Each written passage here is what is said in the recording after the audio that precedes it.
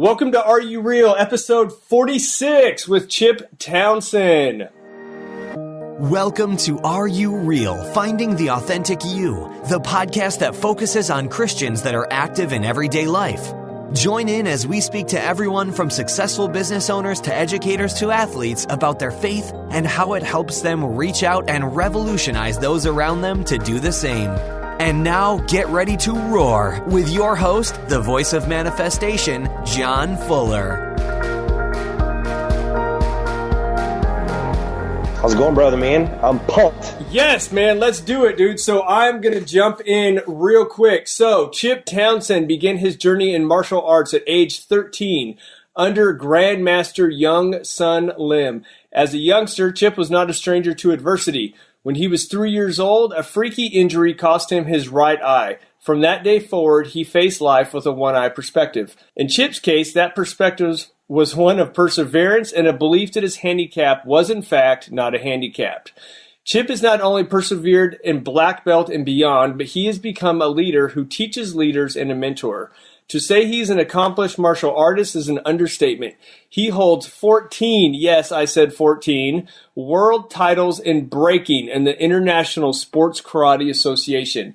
He performs stunts that martial artists who, with two eyes, struggle with and cannot fathom.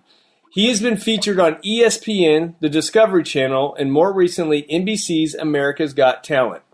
It is this success that has become a powerful platform for positively impacting others.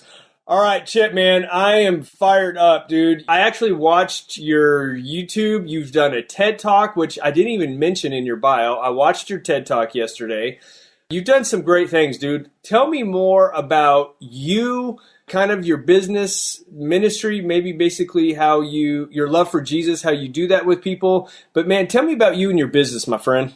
Absolutely, brother, man. Speaking of fired up and pumped, I am pumped and honored to be here. I appreciate you having me on. So, honestly, I feel like my life just kind of has fallen into place at times. So as a young kid, I had just kind of this innate interest. I can't put my finger on, man, I saw a Bruce Lee movie or Chuck Norris or something, and it turned me on. I just had this interest in martial arts, and some parts fell into place, and I got the opportunity as a young man to buy the school that I grew up and trained in, a very small school in West Texas. And with my beautiful wife, after we got married kind of young. We got the opportunity to buy that thing and take off and run. And it has become our business, our life, our living, our ministry, and probably so much more. So I'm just blessed. And at the end of the day, happily and fully understand where my gifts come from, man. One of my things that keeps me grounded is God gave me gifts, and I think my greatest gift back to him, although I'm just a minuscule speck of dust in his life, my gift back to him is what I do with those gifts, so I try to honor that every day. Man, I love that you said that you honor him with your gifts. I want to ask you, at what age did you kind of find you recognize, like, not just I love this, but man, it just naturally came to you? Where were you at that age? As far as finding the martial arts or finding that this is kind of my future and my life? Yeah. So whenever, let me kind of back up. You mentioned in the bio, I had a prosthetic eye. So whenever I was 13 years old, I was standing in a health check line at school.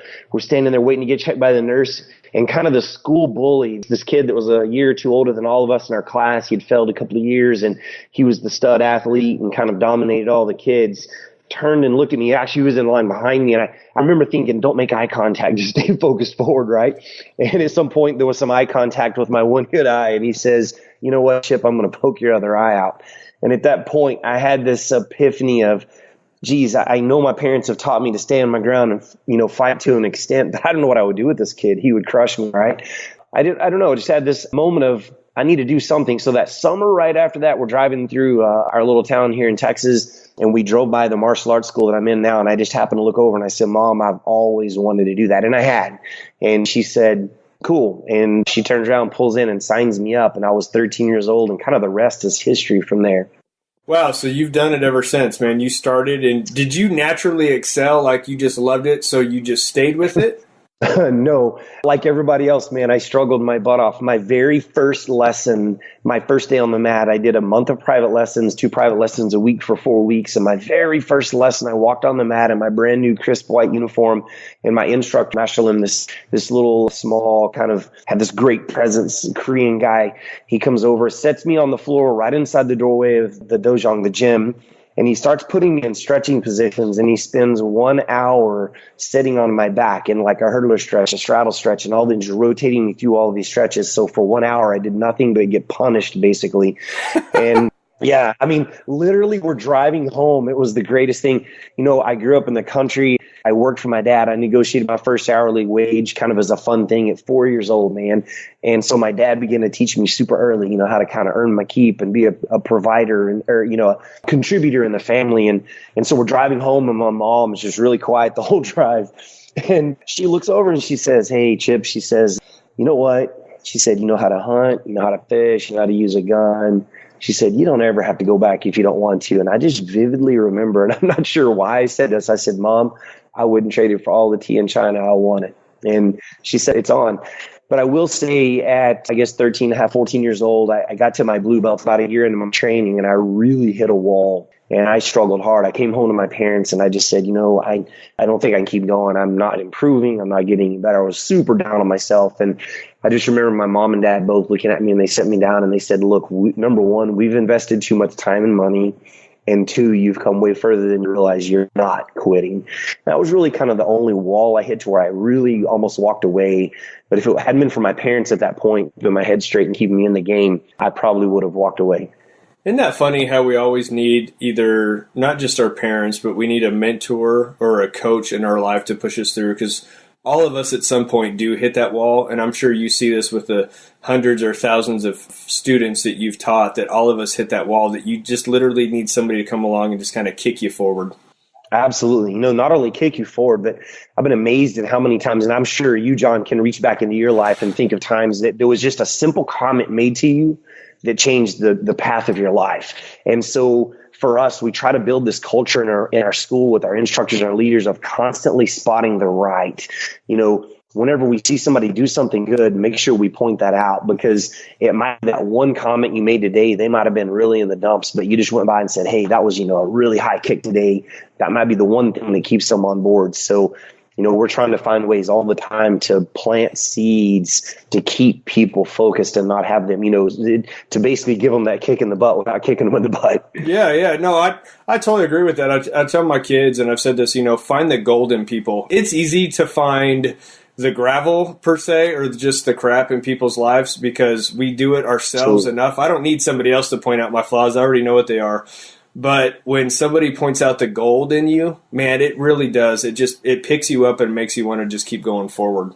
Heck yeah, and I love that. I love it, pointing out the gold. That's fantastic stuff. So we dove a little bit into your journey, but let's go a little bit further, because I'm just really interested. You got a lot of national titles. You left off at 13. Well, actually, you left off of starting at 13, struggling to get your blue belt. But from there, you've had quite a career, because in your bio it says you have 14 world titles. So let's go into a little bit of that journey and that process, because obviously you really had to dig deep and do some great things to achieve what you've done. Yes, sir. It's been quite a process and quite a road. So what I'll do is I'll kind of talk a little bit about something that my dream coming up is. I've always been, I think, kind of driven, and, you know, I see something I wanted. I have the willingness to go after it. And so as a kid, my dream was to serve in the military. My parents had planted some seeds with me as a kid. You know, they said, men should, serve their country at some point. And so my dad served in the military for a stint, and I thought, okay, so my dream was to be Marine Recon or Navy SEAL. I just had this mindset, if I'm going to do something, I want to be the best, right? And so at 17 years old, I'm walking through the Mall of Abilene. I meet the Marine recruiter. And I remember some people had told me, well, you might not be able to do military because you have a prosthetic eye. They consider you a handicap. And so I'm standing there talking to the Marine recruiter, and I said, I'm interested in the Marines. And boom, this guy goes into this spill. I can't get a word in edgewise. He's just like, "You're going to travel the world. It's the best decision you ever made." He's like just ripping out all this stuff. And finally, he takes a breath, and I said, "Sir, My first question is, I have a prosthetic eye. Is that going to be a problem? And this was a turning point for me. Johnny looked at me without skipping a beat, and he said, "You're unfit to be a Marine." I tell you what, for a 17-year-old young man, that was kind of a devastating way to approach that and say that. But I tell you what, it lit an absolute fire under me at the same time, because I was a little cocky as a kid, and I said some choice things to him at that point. And by the time I walked away, he said, hey, he actually apologized. He said, "You would make a great Marine. I wish we could take you." And I said, "It is what it is." So that was one thing that sparked me, and one of those things a turning point in my life that led me to moving forward. So, and then moving forward to getting into winning world titles. My wife and I had owned our martial arts school for a year or so, maybe a couple of years. And my wife calls me one day and says, "Hey, kid, I just saw these guys doing board breaking on ESPN." And I said, "Okay, awesome." And she's like, "No, really, you need to look into it." And long story short, we looked into, sanctioned it, and reached out and sent them a video. And I got invited to come compete because it was an invite-only competition. 2 years after that, I won my first 2 world titles in different divisions, and have since gone on to set some world records and continue to go back. But I will say this, John, I think it's really important for people to hear. My first year competing, I had done forms competitions and fighting, and kind of veered into breaking when that came up. And my first year, I got my butt kicked, and I came home and I sat down and thought, what can I do better? I think the point is I went back. I kept going back and trying again and working harder and trying again. So, man, you just got my mind spinning just listening to you. I was thinking about a lot of times people look at the hard things in their life as setbacks, or they want to dwell on those. And obviously, one of your biggest setbacks has been your eye. And I find it really interesting at 17 that obviously you saw that. But the very thing that was your setback was the very thing that actually launched you into even really what you're doing now, because of the tenacity. And kind of you just got pissed off and said, I could be wrong, but I'm just picturing myself. It just kind of pissed you off and said, "You know what? I'm going to prove you wrong."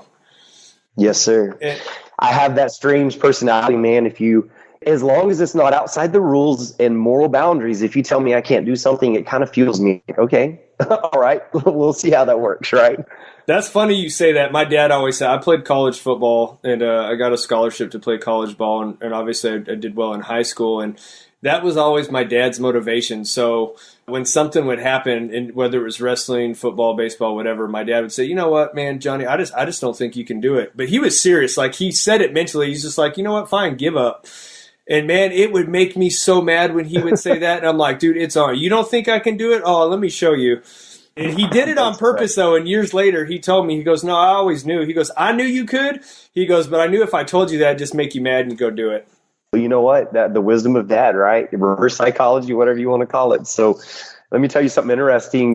You're talking about taking the eye and turning a weakness into a strength. So my first year, I came back from breaking on the big stage, and I actually was blessed to make some ESPN covers that year, because they would just give some highlights of the breakers, and I made the highlights, and we were super pumped. And so I had a dad in my martial arts school. His daughters had been with me for years, and he's a professional magician. And I called him up and I said, "Hey, I need some help with my stage presence and presentation." So I said, "Will you come watch the video with me, watch me train a little bit and help me?" And he did.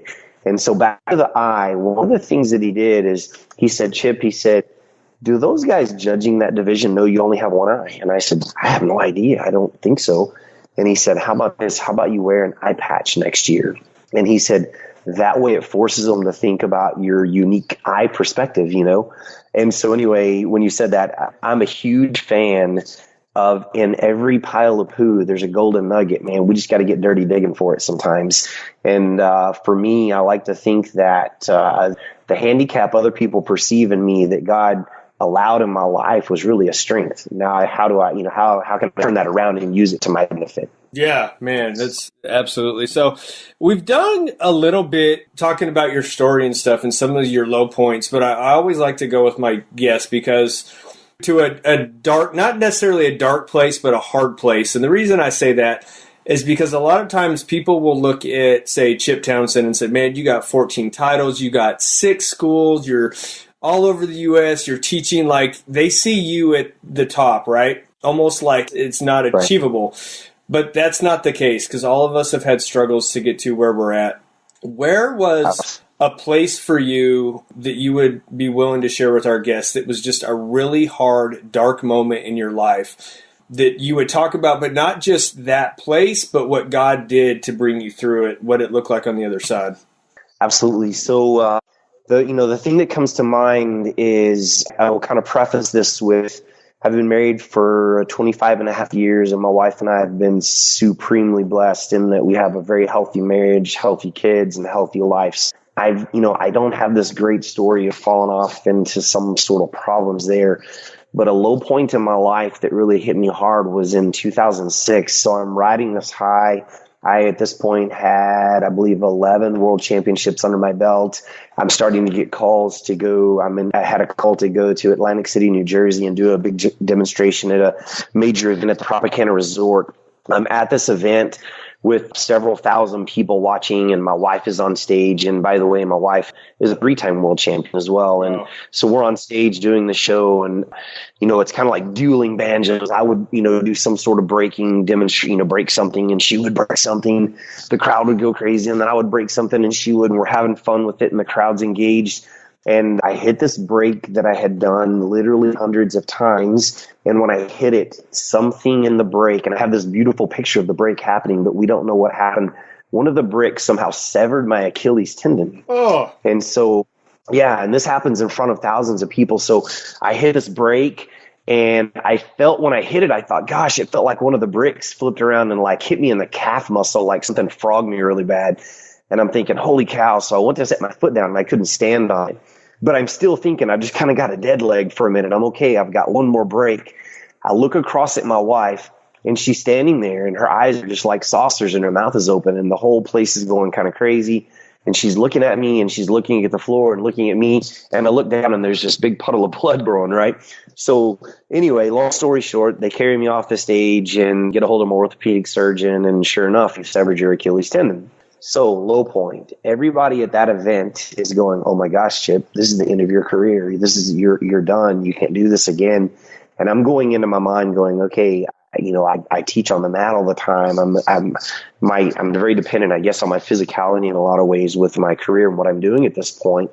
So I did a lot of praying and a lot of thinking. My wife did a lot of talking. I had a lot of time flying home from New York, and we're discussing this. And in the back of my mind, I just keep hearing this voice saying, hey, it's time to go back to school. So I did some research, and whenever we got married, my wife finished her degree and is a registered nurse. I did not. I didn't finish school. But what I did do is I would take some classes here and there. So I called the local university and I said, what would I have to do to finish my bachelor's degree? And they said, you need so many hours. And so basically I could pack that into about a year, and I knew it. And my orthopedic surgeon said, Chip, you're going to be minimum a year recovering. And I'm not sure how well you're going to recover. So what I did is I think I talked to God, and I heard God say to me, you've been really focused on your body and your physicality, and I'm going to set you on your butt for a while, son, and you're going to go back to school and work on your, and I think he was telling me my life was getting out of balance. And it was a low time. It was a really scary time, because the word on the competitive circuit was that I was no longer going to be able to compete, and I was kind of getting dragged through the mud a little bit about it, not horribly, but some. And so that was a low point. Everybody in your life's looking at you going, oh man, it's over, you're done. And so what I did is I buckled down. I crutched myself to school every day. I sat at the sidelines and kind of managed and ran the classes and worked in the office, and took a year and finished my bachelor's degree. And then I started rehabbing myself. And 2 years after that happened, I went back and I re-won the World Ultimate Breaking Championship. So, man, that's exciting. Yes, sir. I want to go back a little bit. I know at age 13 you started and you just kind of go forward, but was there a moment anywhere in there that you were just like, this is what I was created to do? Because I think sometimes some people struggle. They're good at maybe a lot of things and they can't pick, or it's kind of hard. Did you always know you're like, man, I love this. I want to just keep doing this. I'm going to teach it and just keep expanding? Or how was that for you? Interestingly, John, I can't really put my finger on a specific moment, because I'll be honest with you, I think like everybody else, and this is one of those real transparent moments, I think I still struggle some days going, God, I asked, God, is this where I'm supposed to be at? I wonder if I miss some potential somewhere else. You know what I mean? So I honestly battle with it every day, but here's what I have for you. Hold on. Yeah. I got to ask you this. So, but why? Because, from the outside looking in, I would say, okay, you've been successful. You have all these titles. Obviously, you found your gift, man. You're doing great things. You have all these schools. Why is that a struggle? And I know this is totally off notes, man, but I'm really trying to dig on this one. This is beautiful. So let me tell you why. So whenever I was 3, when I lost my eye, I became a mama's boy. And I don't think that's a bad thing necessarily. I spent a lot of hours in my mom's lap. And in my mom's lap, I distinctly at 3 and 4 years old during that recovery time remember some distinct messages that she delivered into me. And I don't know why, but they've always stuck with me. And I think they go back to this, why do I sometimes question where I'm at? But she told me 3 things. And the first thing that she would whisper to me is you're a gift from God. And remember, this is my mom when I'm 3 years old whispering these things in my ear. I'm a little 3-year-old boy who has hundreds of stitches in my eye socket. It itches. It's uncomfortable. It hurts. And so she's walking through this process with me. Number 2, she says, you're going to be a different kind of man. And I'll kind of qualify that with my mom grew up with in a really kind of a rough house, a great dad, but she had some brothers that were all older, that were really rough and kind of had a rough life at times. And so she would say to me, you're going to be a different kind of man. And then the third thing she would say to me, you're going to change the world. And so those 3 messages my mom put into my head have kept me grounded in a lot of ways. And she would then finish that off with repeating to me all the time, Jesus lives in your heart. Your body is his temple. You want to live him living in an outhouse or a skyscraper? What are you going to build? And so she planted those things in me all the time. So now flash forward to where I'm at today. That message of you're a gift, you're going to be a different kind of man, you're going to change the world has really molded who I've become. But sometimes it also forces me to question, am I really reaching as far as I can, as far as what God has gifted me to reach? And so in questioning that, I find myself sometimes asking myself, when I'm standing on the mat teaching, 10, 15, 20, 30 kids at a time, am I really reaching my potential? And so I do struggle at times. That's why I'm trying to be completely transparent here with, am I really where I'm supposed to be? So I think that we work hard to create moments. So I have a wall in my office that helps me to stay grounded. And the wall is literally covered from top to bottom with letters from parents, from students, from kids, just saying things like, thank you for what you poured into our life, or reminding me of a scenario that happened to them where we had an impact in their life. And I use that kind of as my wall to keep me grounded sometimes when I start to wonder, gosh, am I where I'm supposed to be? So hopefully that kind of answered the question. I may have jumped around a little bit, but I think it's a battle for everybody when they're truly honest. I know it is for me every day. I feel more comfortable every day at 45 years old now, more than ever, that I'm exactly where God put me. Man, I just really appreciate you being honest about that, Chip. And the thing is, when I listen to your story, I just think of, honestly, the lack of a better word is the beauty of it. And the reason I say that is because I think so many times when we're in the center of God's will, what we're called to do, the 3 things I'm thinking about your mom said to you, what the enemy does, the devil does, is he comes along and he tries to discourage us because he knows we're right where we're supposed to be. And the thing is, I think about your mom told you you're a gift from God, you're a different kind of man, and you're going to change the world. And I think about how many hundreds and thousands of hours that you've poured into students and of people. And literally, if you think about, like they call it the butterfly effect, how it just ripples forward, or like when you throw a pebble in a pond, how you're impacting one student. Well, that student, because of the principles and the things you're teaching, is influencing somebody else at school. And if you really think about it, they say you're 3 people away from knowing anybody in the entire world. And if you think about how many people that you've influenced, you literally are influencing the world, Chip, because of the principles and things you're doing. It's literally spreading across the world, and you're just making a huge impact. And I just want to tell you that to encourage you, because I just really felt, I was literally in tears listening to you be transparent about that, because I could feel the presence of God just all over me, just seeing what you're doing. Well, I appreciate that. I think It's funny, and I tell my students this: number one, thank you for the encouragement, because there are many times that my wife is actually an oak tree in my life that keeps me focused many, many, many times. I don't know how many times she's been my self-control. She's been my focus. She's been everything when she kind of reels me in and says, hey, get back and let's get on task. And so with that said, I hugely appreciate it. But I teach my students and I tell them all the time, and I hope this is a valuable message. I've been blessed, and I fully am aware that I'm limited in what I can do without God. So through God, I've been blessed to be in front of some pretty big stage lights and do some pretty cool things. And in the process, it's not that moment in the spotlight that makes it worthwhile. It's when you walk off that stage and there's this little kid that's like, 3.5 feet tall that looks up at you and says, wow, that was awesome, with all this sincerity. It's that moment that makes it all worthwhile. Does that make sense? Oh, no, it does, man. It's so cool. Yeah, it's a really powerful thing. Chip, I want to go and ask you, do you feel like your biggest strength in what you do? That's awesome, man. I struggle with that. I struggle with that too. I don't know. So recently I did something that I think was pretty cool that just popped in my head is, strengths. So I did this personality test called Strengths Finder. Love it, dude. It's a great test.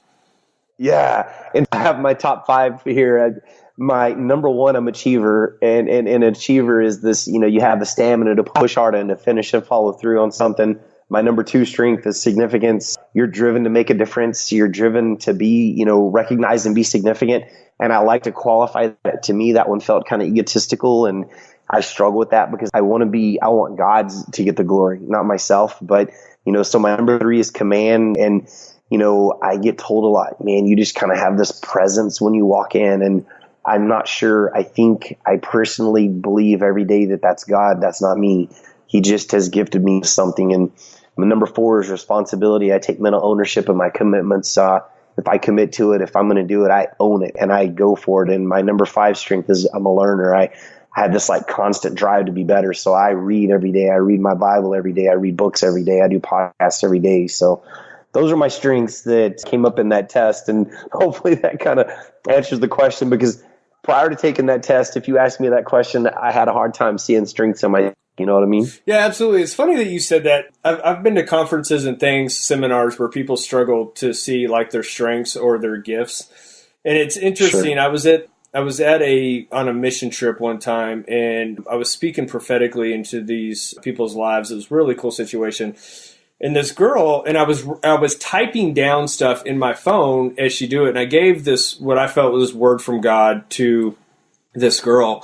And she said, oh my gosh, how did you do that? She's like, is there an app for that? And dude, I about freaking fell over laughing, dude, because she saw me typing on my phone, so she thought there was an app that did it. And I was like, oh my gosh, dude, that is awesome. And I'm like, no. And she gave me some praise. And I used to struggle with that too as well. Like you're talking about that. And literally, it was just this Holy Spirit moment, because I had clarity as I was speaking to her. And the Lord really just showed me, you know what? And I told her, I said, the reason you're impressed is because I'm operating in my gift. I said, it's not me, it's God. And I said, does it look awesome? I'm like, yes. I said, and you're impressed. I said, but scripturally, I said, it's God's glory. I said, so what you're seeing is me operating in the very thing that God called me to do. And so many times, I feel like for years, people, especially in Christians, they would say, oh, you just need to be humble and meek and those things. And yes, absolutely we need to. And I know, especially in karate, they teach that. But there's a two-sided coin to that. There's a difference between being confident in your gifts and who you are and knowing where they came from. And there's a difference between being cocky and just rude about kind of who you are, or arrogant. And absolutely. And when I'm confident in the gift that God gave me, I know where it came from. I should stand up and be confident and be bold and say, this is who I am. This is how God made me, and I'm going to shine. And the reason I'm going to shine is because I'm God's child. Absolutely. Man, I could not agree more. That is so powerful. I think when we stand in confident in God's confidence, when you're in that gift, I think there's a humility that goes along with that naturally as well. I think people sense that, you know what I mean? Yeah. It's easy to tell the difference in being an egotistical punk and being godly confident, you know? Yes, absolutely. Chip, what do you think your biggest weakness is? So this is interesting. I found sometimes you can overextend a strength. So just pick one, because I know you mentioned four. Did you feel like you have one weakness that you kind of have to keep in check sometimes? Paralysis by analysis, my friend. Yeah. I tend to sometimes move slow on decision making, and I hate it. And I feel like I'm making excuses at times. Just like I need more time. I want things to be right. If that makes sense. Yeah. So I think based on my strengths, sometimes I spend too much time thinking too hard, trying to make things too right before I move at times. So I think it's paralysis by analysis is one of my biggest weaknesses. I've been there, man. I struggled with that myself. Okay, what do you feel like the biggest thing that God is stirring inside of you right now? Two things that come to mind. One is helping me. I think God is communicating to me and working with me all the time in the fact that my business is my mission. And I think that's huge. You know, I think sometimes when we're growing up, we think now I don't want this to be taken wrong, but we have to go to church. I do go to church, that you have to do something at the church for it to be mission. When really the way my walk every day is my mission. That's how people look at me. So my business and how I interact and treat people and the things that I do in my business are mission. That's how I reflect God. And I think the second thing is parenting. I think God is pushing me really hard in the realm of, I really feel like we're at a low point in our society in parenting, period. Man, that ain't no joke. Man, it's, going back to what your mom said, being a different kind of man. And I think nowadays the world needs real men to stand up and to love their wives, as Christ called us to love them, to lay down our lives, which is a struggle every day, and to really love our children and to put them forward. Not that that's a hard thing to do, but sometimes it's easy to get caught up in work and other things that are going on, but to really serve them and be the light and be the example that we're called to. Absolutely. And one thing I would like to add to that, if you don't mind, is this. I remind myself of this all the time. Do you have children, John? Yeah, I have three. I tell everybody I have two teenagers and one who thinks she's a teenager. There you go. So I've got a teen. We did this 8-year plan. We got married 8 years later. We had a daughter, and then 8 years later, we had the next two. So anyway, we call it the 8-year plan.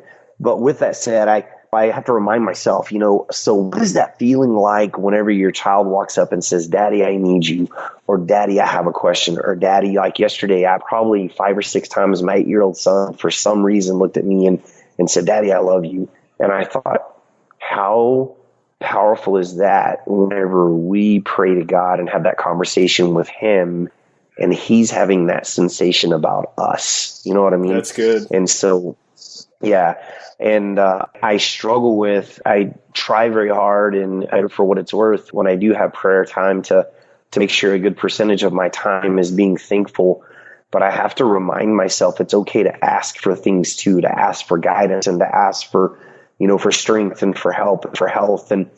And when asking for those things, I have to remind myself, when my child walks up to me and says, Dad, can I have a sandwich? That makes me feel good. I love that they come to me and need me, and then it makes me happy to go provide that for them. You know what I mean? Yeah. And I think that's a grounding thing for me, knowing that I think God feels the same way. So, yeah, absolutely, man. I couldn't agree more with you. What has been a resource, or is there? Not a resource. I'm skipping ahead, but a book that you've read lately that you felt like was really good that impacted you? Absolutely. The most recent book that I kind of fell in love with is a book called Grit, Grit, Dude, by Angela Duckworth. Yes, I heard about that, and I heard it was awesome. It's amazing. And I'll be honest with you, the first little bit of the book, kind of thinking, I'm not sure. When she got into kind of the part 2 section of the book, it was like, man, I was so buried in that book. As a matter of fact, I've listened to it like 3 times now. I love it. Okay, I'll definitely have to check it out. All right, Chip, this is the one question, even when we skip over questions for the sake of time, that I always make every one of my guests answer. And the question is, if you got to go back to the younger you, what age would you go to? What advice would you give yourself? You can't change anything about your future. Nothing's going to change, but you can give yourself advice knowing what you're going to go through. What would you tell yourself? Let's see. I was 20, I had just turned 23, and it would be, I think, June the 1st, 1995, the day that we handed our entire life savings to my instructor and bought what was called goodwill, good faith, a bunch of students and a rented property and basically nothing. And I think I signed a contract for 3 years that I would bury myself in this business and make it work. And I think at that point, we've alluded to this already, I would go back and tell myself that you're going where God wants you, because at that point I was lost. I had no idea.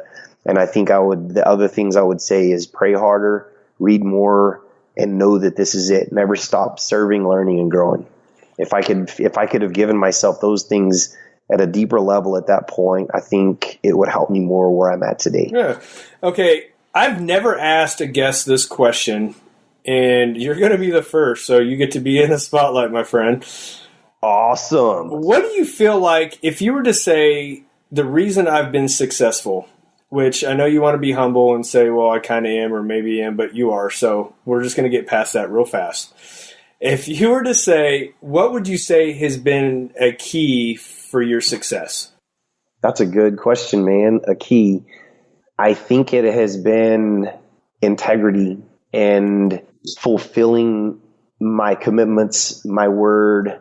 And I think it's many things. And I think that started with with God being a part of my life, and to my commitment to the covenant of marriage with my wife and being fully committed to that, inflecting that into our business, our life, and everything that we do. I think integrity is the key. I like it, man. Integrity is a great thing. So, man, thank you so much for sharing that. A last thing as we wrap up the show, Chip, I know you do talks. People can invite you to come out, check you out. Where do we find you, your business, your website? Man, how do we connect with you? The very best, easiest way in the world nowadays to connect with me is Facebook. And so it's facebook.com/TheChipTownsend. If you just search Townsend on Facebook, you'll find me. But that's the easiest way to connect with me. I'm moving all of my communication over to private messages via Facebook. So okay, man, let's do that. So we will get that up. Chip, hold on just a second as we wrap things up. Listeners, please get on areyoureal.org. You can get all of Chip's information. I will be posting his TED Talk on there as well, a link to it. It was very well done. I was impressed. Listened to it yesterday. And links to him, how to find him, so you guys can invite him to come out and break some stuff. So again, guys, please rate and review us. We'll share that with our listeners as well. At the beginning of the show, I'll go back and read your comments. Thank you so much for being a part of the show. And remember, be real, be authentic, and be you. God bless. That's all for this episode of Are You Real? Finding the Authentic You. Be sure to go to areyoureal.org for your free questionnaire to identify your gifts and talents and how you can use them to help people become leaders and catapult them into their destiny to help others become the leaders of tomorrow. We appreciate you spending your time with us and look forward to helping you reach out and revolutionize next time on Are You Real? Finding the Authentic You.